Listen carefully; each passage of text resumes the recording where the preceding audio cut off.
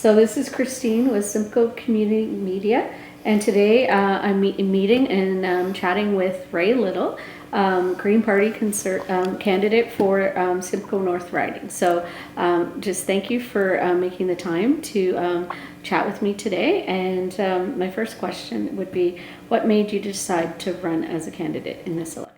Hey, thanks, Christine. You know, I'm also thanking you for the opportunity to meet with you and to connect with Simcoe North voters. I would say that I had been interested in volunteering in my community for some time. My last real volunteer activity was coaching my kids' sports, and they're now adults. So, maybe that was 10 years ago that I stopped being involved. And so I've been looking for a way to get involved. And there have been significant rhetoric south of our border, particular misogynistic comments that didn't sit well with me.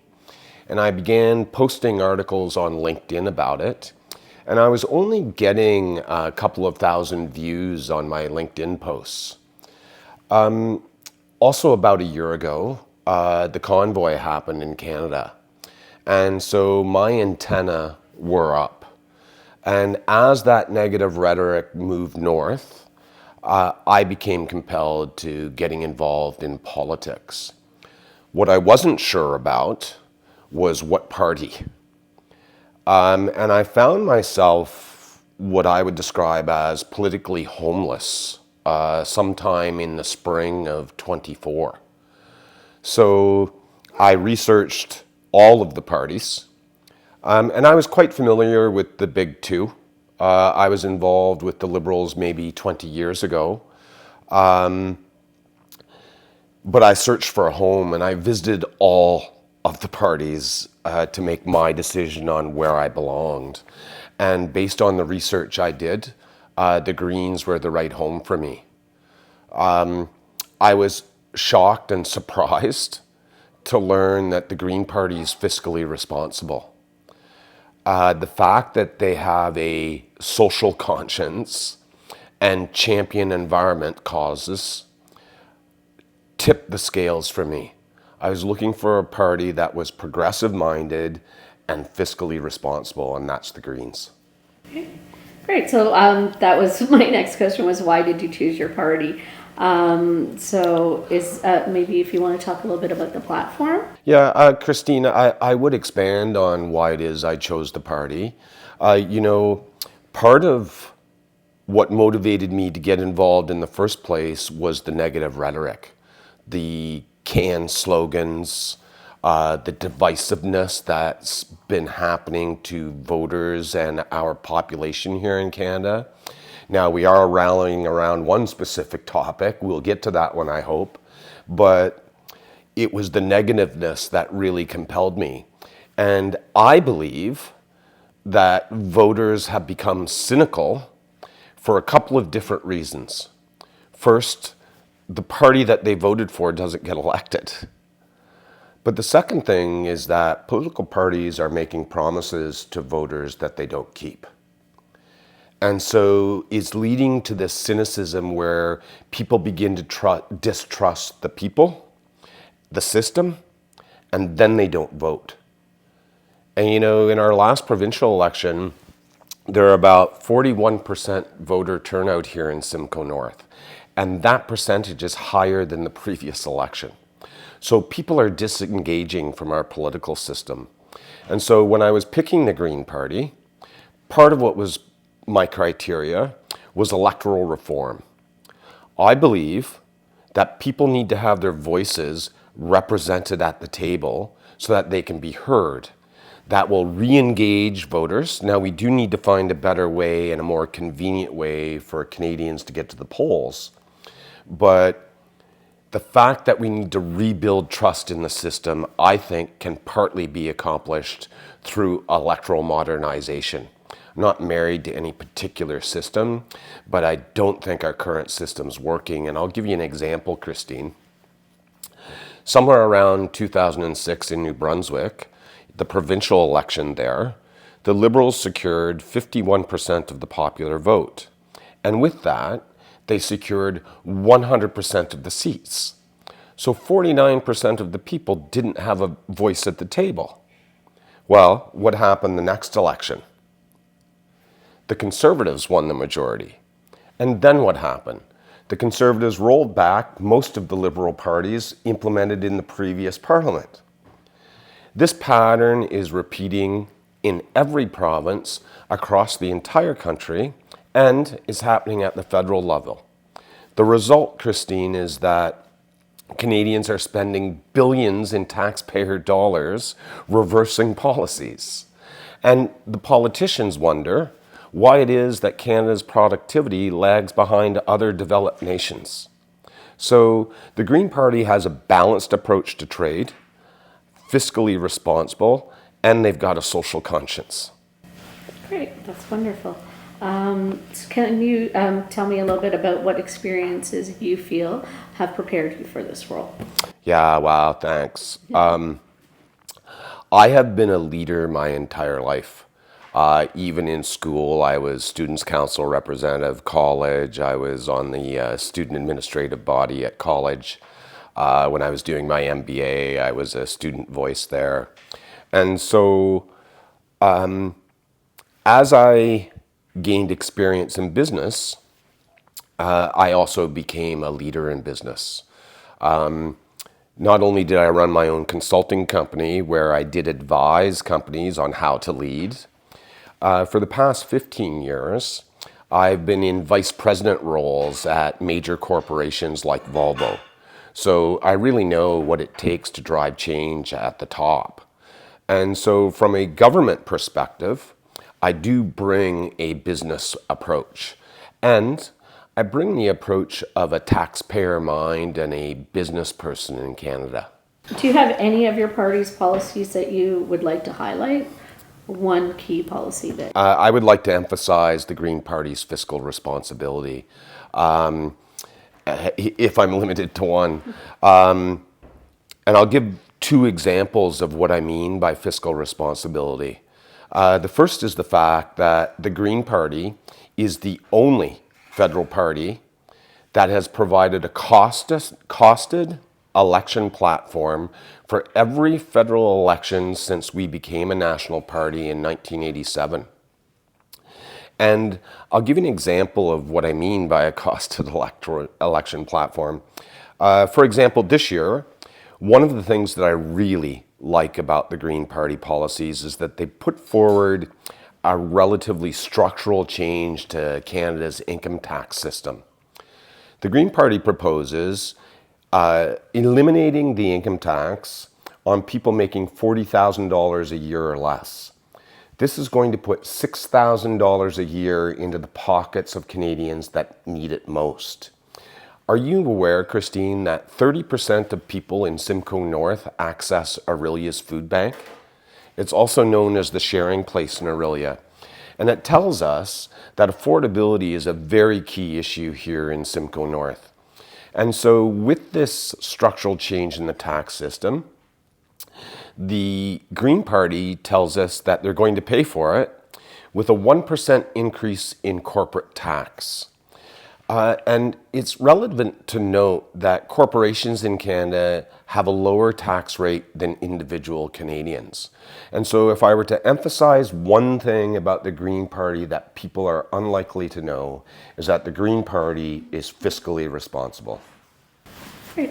And that's something that we're hearing a lot that people are concerned about is, affordability. Yeah. So, and just talking to your point about people using the food bank. So that was one of the questions that I had, was that food insecurity has become an issue for so many people in our communities. And with the rising cost of groceries and stuff like that, what are your party's plans to help families like that? So you talked about the income tax. Is there anything else in the platform that would address food insecurity and helping life be more affordable for families? Yeah, thank you. And thank you for being in touch with what I've been hearing from Simcoe North voters. First of all, part of my local platform is championing sustainability as a governance model. And what I mean by sustainability as a governance model relates to the pillars of sustainability, which are prosperity, people, and planet. And Christine, we propose modernizing Canada's housing system, Canada's healthcare system, and Canada's taxation system. All of these things contribute to out-of-pocket costs disproportionately for people who make under $40,000 a year. And so what happens is people that are unable to access healthy food choices also end up developing health problems. Typically, these people are having challenges with housing. And so when we look at those sustainability pillars, and if we incorporate those sustainability pillars into modernizing those systems, it ends up being a huge boost for those people who need it the most. So how would you modernize the housing system? Housing is a bit of a tricky topic for all of Canada right now. And we need to be super careful in how we approach housing. And what I mean by that is that while we need to gain control of the housing market, we don't want to hurt people who have recently bought homes. So we don't want to drive down people's home values because they already have mortgages, or maybe they borrowed against their home, the value of their home, to buy something. And so places like Airbnb need to be regulated. And I'll use Vancouver as an example on other topics. But corporations that are investing in housing and multi-unit residential buildings need to be monitored and regulated. In addition to that, we need to increase the supply of housing, not just in Simcoe North, but in all of Canada. And there's one more important factor that's affecting the value of housing, and that's what we've had an imbalance of immigration versus housing. And this is another great example of how sustainability can connect things. Immigration is largely a federal responsibility. Housing today and healthcare today are largely provincial responsibilities. And what happened to us in Canada is that we experienced no syncing of immigration and housing and healthcare. So we can have as much immigration as we would like, as long as we have the healthcare and housing to accommodate it. And so bringing it back to affordable housing is not just one checkbox that's going to fix our housing crisis or our affordability crisis. It's all of these things that working together that's going to address the needs of Canadians. How they interconnect together. Absolutely, 100%. Yeah. So talking about the healthcare issue and it being primarily a provincial, jurisdiction that they're responsible for healthcare, we have been seeing in several provinces a lot of privatization of healthcare services and stuff like that. So what would your party do to protect a public healthcare system in Canada? Yeah, thanks, Christine. First of all, I'm not against privatization of anything. What I'm for is a minimum level of service. And so one of the modernization proposals that I've made personally related to Canada's healthcare is eliminating the duplication in the system, introducing technology, and increasing the amount of research and development we do. So I'm going to talk about all three of those things, if that's okay. First of all, Canada has a huge opportunity with respect to research and development, especially considering the Joker down south has eliminated research and development dollars for universities. We are already seeing some of the best professors in the United States coming to Canada, and I think we can recruit more of them if we invest in research and development. That's going to increase solutions. That's going to result in some of our best minds staying at home instead of going abroad. That's going to result in improvements in healthcare and breakthroughs in therapies. So what's happening today is that all major hospitals across all major cities and provinces are focusing on solving all of the problems. What I'm suggesting is that we centralize some of these tasks. And just as a very loose example, Alberta universities and hospitals would focus on solutions for Parkinson's, and Ontario's universities and hospitals would focus on solutions for cancer. And we would replicate this model across the country, and these provinces would share their templates with each other, creating best practices for many more solutions versus duplicating results happening today. So we gain efficiencies through decentralization, we gain efficiencies through technology, and we gain efficiencies through research and development. Our community here is facing a dual crisis of a housing crisis and a toxic drug crisis. What are your party's policies towards addressing those? Yeah, thanks, Christine. I go back to the pillars of sustainability here: prosperity, people, and planet. And I'll throw in a thing called Maslow's hierarchy of needs. For those of you not familiar, it starts with your physical well-being, and at the top of Maslow's pyramid is self-actualization, where I think I am. We need to provide the minimum basic needs of life for all human beings. And when we're able to secure the physiological safety of our constituents, we will begin to solve drugs, alcohol, homelessness, intimate partner violence, mental health issues. But it starts with getting people enough food to eat and keeping them warm and dry. And we are failing in that regards as a community. We see increase in people that are becoming homeless, on a weekly basis in this area, as well a growing number of encampments. Yeah. And so what is your party's policy to address people living in encampments and without housing? Yeah, I'm not familiar with the entire policy playbook of the Green Party yet, although I have been reading it cover to cover. But I would encourage Canadians and Simcoe North residents to consider how much money we're spending that is not tax dollars addressing these problems. First of all, anecdotal evidence, Christine, identifies that 25% of all calls to police are related to homelessness, mental health, and drug addiction. 25%.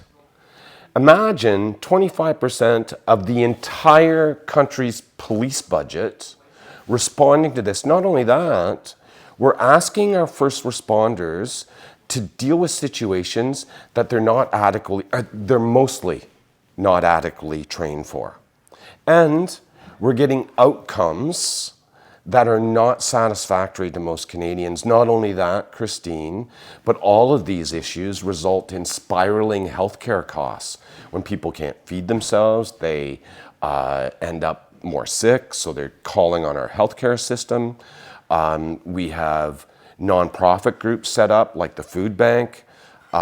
We've got shelters set up. All of these are funded by donations and tax dollars. We need to redirect these tax dollars to help the people on the ground. But yeah, just what you were talking about, like it makes sense to, we're talking about fiscally responsible policies, it makes sense to house people, because to house somebody in supportive housing is $3,000 a month. To provide a shelter bed to them is $7,000 a month.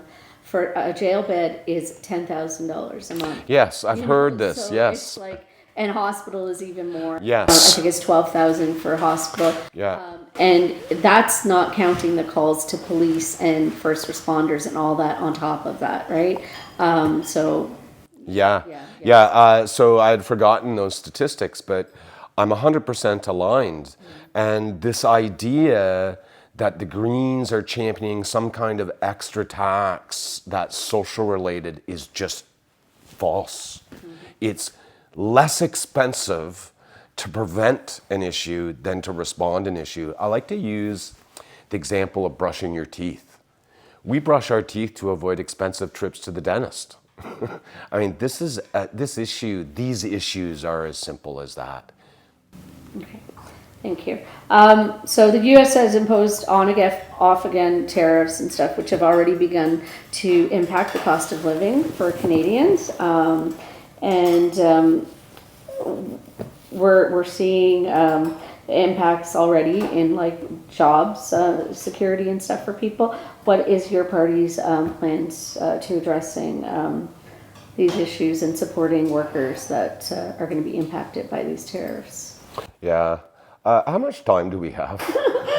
Yeah, I know it's a heavy issue and like The U.S. is facing a deficit crisis and a debt crisis like we experienced in Canada in the late 90s. Tariffs are the Joker's way of selling to the American people an across the board like GST tax. And he's creating a fictional boogeyman that he's going to slap with tariffs in order to fix the problem. The guy's also promised a tax cut to some of his buddies. And so at the moment, the US is in a world of trouble financially. And so part of the rhetoric that's going on is to mask the actual issue. He's trying to avoid a debt crisis in the United States. And so this tax is his way of digging his way out. Now, Christine, if reports are correct, the same guy that told us the national budget would balance itself made a serious tactical error when he told Trump that Canada couldn't survive across the board tariffs. And so Trump, in his infinite brilliance, riffed on the idea of solving that problem with the 51st state comment. And so we need to have our elbows up here, Christine, but really my approach would be to walk more quietly and carry a big stick. And what I mean by that is Canada is renowned for punching well above its weight diplomatically.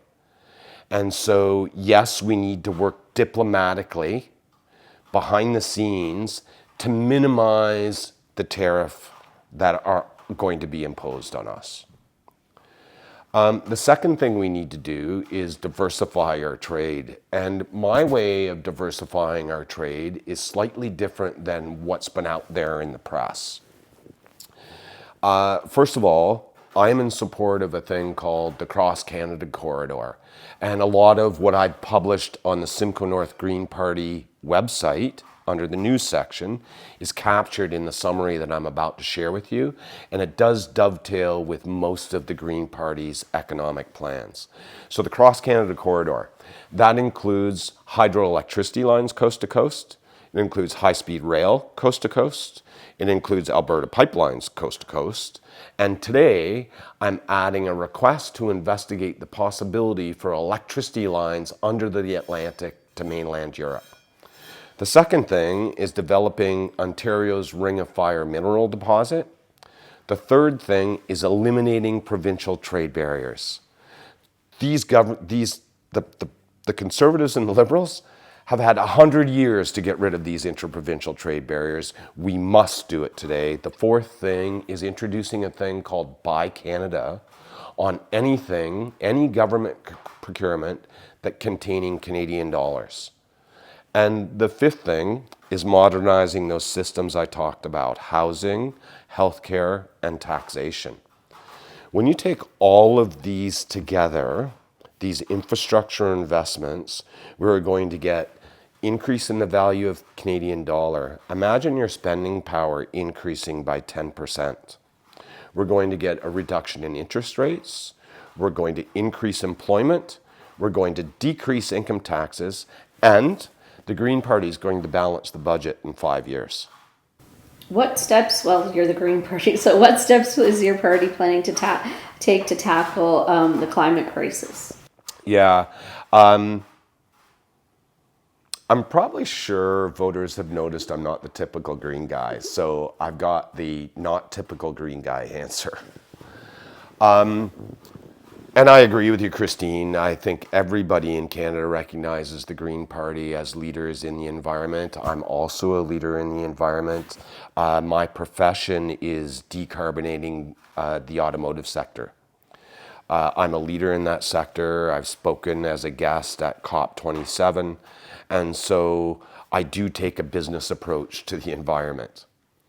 And I would say to progressive-minded people out there, and I'm targeting people who typically vote progressive conservative with this message. The message is that the Green Party recognizes that there's a cost to carbon. We do that at the expense of all of the negative rhetoric out there. But hear me out, progressive-minded people. I'll give you an example of tires. Today, when we go buy a new set of tires, when we get rid of the old set, we incur a fee. That fee is called a tire tax. I assert that the tire tax should actually be included in the cost of the product and ultimately the sale price of the tires. There's two things that happen here. The first is the cost is pushed inside the product where it belongs. And the second, the tire manufacturer, in order to be the most competitive tire manufacturer out there, will work to reduce the cost of the carbon that its tires emit, thereby reducing the sale price of its tires. And the second thing is through this innovation, we're going to gain environmental benefits. Let's face it, Christine, right now people are avoiding paying the tire tax. They're throwing their tires in the field and in the forest. They're in the forest down the street from my house. And the third thing that's going to happen is our taxes are going to go down. Another part of talking about the climate is, what is your party's plan for building a renewable energy economy? Yeah, I think the hydroelectricity lines are a big start across the country. And the green economy is already developing here in Canada. Like I said before, I'm an advocate and a leader in decarbonizing transportation. And so there's a variety of renewable energy sources around. And the fact is, Christine, that we forecast a 40% increase in demand for electricity by 2040. And most of that increase is going to be served by renewable energy sources. Now, policies south of our border right now are going to affect that. But the Green Party is obviously a champion of renewable energy sources. And so we need to continue to make Canada a leader in green energy, things like battery storage, wind production, hydroelectricity, and we need to be able to export those sources while converting fossil fuel sources. I don't think we'll ever eliminate completely fossil fuels, but the fact is that our modern society has been gluttonous in their consumption of fossil fuels. And not only that, Christine, but I know for a fact that there's many vehicle applications, many other applications that are more efficient, faster, cleaner, hotter with renewable energy sources. I'll give an example. You know those mining trucks where the tires are taller than you are? Well, it turns out, you don't know these trucks? Okay. Well, I'm fascinated by vehicles, so I know all about these things. But literally, there's these huge, like monstrous mining trucks where the tires are literally twice my height. So it gives you an idea of size. Yeah. And so these trucks continuously go down into a mine and they come back up. Well, it turns out electric motors are more powerful than the diesel equivalent. So what's happened is they put hydroelectricity lines in overhead, and the trucks are on the lines as they go up out of the mine, taking the product, and they regenerate energy as they come back down. And so it's just simply a better business model. So I'm really excited. I'm really optimistic about what technology can do for us from a clean energy perspective. Like it's really motivating. Thank you for answering these questions so like in depthly. Is there anything? Oh, actually, I have one more question for you. What steps will your party take to ensure that the top income class pays their fair share of the tax? I love that question. It's a question that everyone is asking and everyone's concerned about, right? So.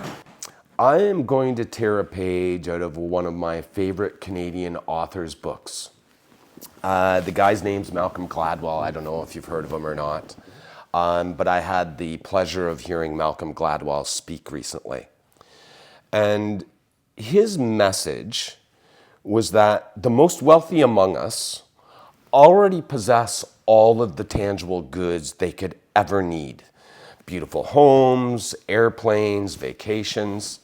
The only thing left to enrich the lives of the most wealthy are public goods. Safer communities, faster commutes, less homelessness. All of these things are public goods. And so I don't think it's so much an issue of the most wealthy paying their fair share.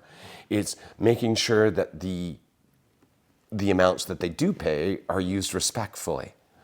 And when it comes to the system of taxation, it's important that we modernize our system to account for the varying degrees of incomes of people. The top 1% are earning well north of our highest tax bracket. Our highest tax bracket is now potentially considered even middle class. It's somewhere around $140,000 a year. Now, I'm not saying everybody in middle class is making that money. I'm saying that the most wealthy among us are making $1.4 million, not $140,000.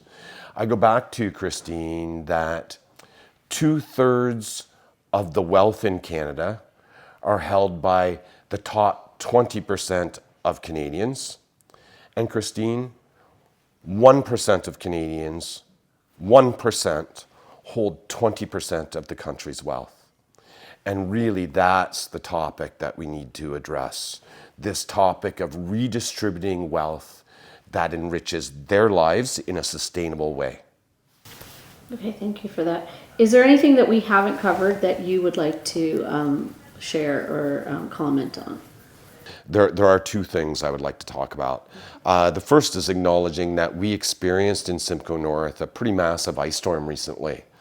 And so people are really just digging out and getting reconnected after having lost their power for so long. And I know our neighborhood's cleaned up. I would like to thank the people who are the first responders in this case.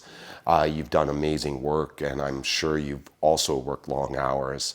The neighborhoods are really looking great and things are cleaning up. But Christine, we lost, I'm guessing, 30-40% of our tree canopy here, and I bet you 10% of our trees are down. It was really devastating.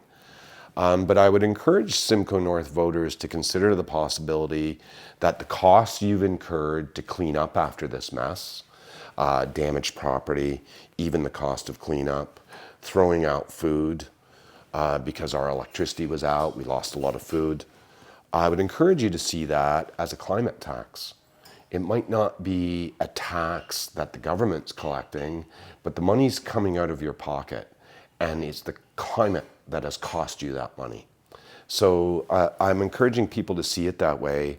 And you know, in Simcoe North, Christine, one of the things that I learned when I've been out connecting with people is how very geographically big our riding is. It goes from LaFontaine to Brecken, and I don't know that exact distance. I never measured it in the car, but I bet you it's 100 kilometers. Like, it's big. My point is that sometimes news on the west side of the riding does not reach the east side of the riding, and there's one thing that I'd like to make sure that people on the west side of the riding are aware of. There's a place on the west in Tiny Township called French's Hill, And this area, Christine, produces the world's cleanest drinking water. Christine, it's scientifically proven to be more pure than water from the Ice Age. And today in Simcoe North, we have over a dozen high-volume quarries extracting aggregates. And I would like voters to know I'm all for the economic activity and the benefits that it brings the residents in our communities. But there's one in particular that's drawing aggregate at the same site that the purest water originates. Christine, this foreign-owned conglomerate is extracting at least part of the filter bed, producing the world's cleanest water. They're then drawing the water that's produced by that filter bed to clean the gravel that they're selling and distributing to urban centers. Christine, I don't understand how something like this could happen. What's worse is after they clean the gravel, they dump the residue back into the land that it came from. We have had consecutive elected conservative representatives who have failed to bring this to the government and failed to bring this to the leaders. Simcoe North residents, let's hold them accountable. Let's ask them to do something for us here. This is a reasonable request. There's hundreds of sites around Simcoe North which are suitable for extracting aggregates. We do not need to jeopardize the world's most pure drinking water. Thank you, Christine. Thank you so much.